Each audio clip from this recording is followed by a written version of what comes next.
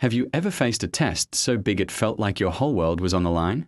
A moment where everything you believed in was being challenged? Today, we are diving into one of the most intense stories in the Bible, a story about faith, trust, and a father's ultimate test. Let's talk about Abraham and Isaac on Mount Moriah. The story starts with a command from God that is almost impossible to comprehend.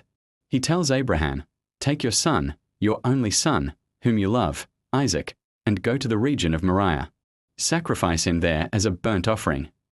Can you imagine? Isaac wasn't just any son. He was the miracle child, the long-awaited promise God himself had given to Abraham and Sarah in their old age.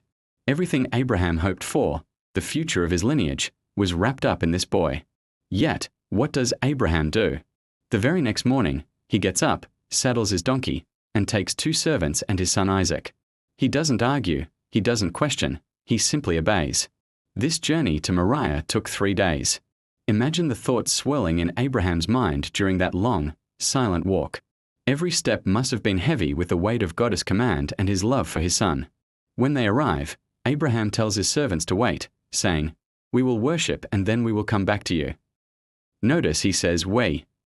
Even in this moment, Abraham's faith hinted that both he and Isaac would return. As they climb the mountain, Isaac, carrying the wood for the sacrifice, asks the heart-wrenching question, "Father? The fire and wood are here, but where is the lamb for the burnt offering?" Abraham's reply is a testament to his unwavering trust. God himself will provide the lamb. He builds the altar, arranges the wood, and then, in an act of incredible faith, he binds his beloved son Isaac and lays him on the altar. He raises the knife, ready to follow through on God's command.